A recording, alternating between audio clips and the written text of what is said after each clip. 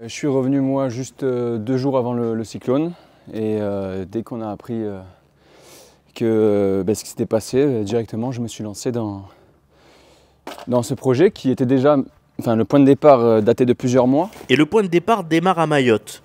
En tant qu'enseignant d'EPS là-bas, Kylian a voulu dès début 2024 aider ses élèves et leurs familles, pour beaucoup dans une situation très précaire.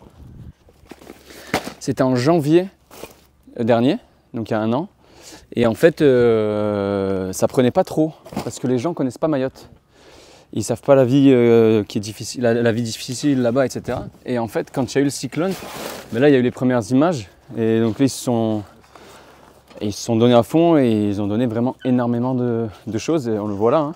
Un projet qui a eu du mal à démarrer, mais cela a changé après le passage du cyclone Chido sur les terres mahoraises.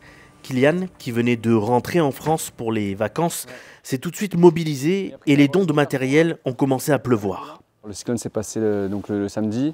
Moi j'ai pu rentrer le jeudi. J'ai eu de la chance. Après, en termes de matériel, moi comme beaucoup d'autres enseignants, on a perdu nos maisons, nos affaires qu'il y avait dedans, mais ça ce n'est que matériel, alors que certains élèves qui vivaient dans les bidonvilles, eux, ont vraiment tout perdu. Et d'ailleurs, on n'a parfois pas de nouvelles de certains. C'est un peu ce sentiment d'abandon que j'ai eu lorsque j'ai vu ce cyclone et les répercussions, les conséquences sur l'île. Donc du coup, ça m'a motivé encore plus pour essayer de me rendre utile ici, essayer de me libérer l'esprit à penser uniquement à ce qui est arrivé. Et au moins là, oui, je me sens utile et je sais que ça permettra d'aider un peu certains élèves, certains enfants, ou même certaines familles.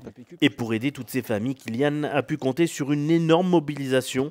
C'est près de 50 palettes qui sont arrivées à l'entrepôt, gracieusement prêtées par Proman pour l'occasion, qu'il va falloir maintenant acheminer vers Mayotte. Et là, comme vous pouvez le voir, énormément de palettes de fête. Donc il faut savoir que sur 2 containers, on peut mettre au total 46 palettes.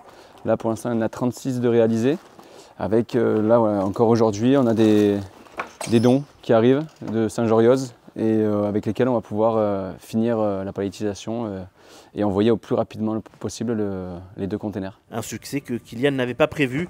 S'il a ouvert 2 cagnottes afin de financer le voyage des conteneurs vers Mayotte, pour le moment, la somme n'est pas suffisante et il devra certainement la compléter sur ses fonds propres, à moins que d'ici là, de bonnes âmes l'aident à remplir cette cagnotte et atteindre son objectif.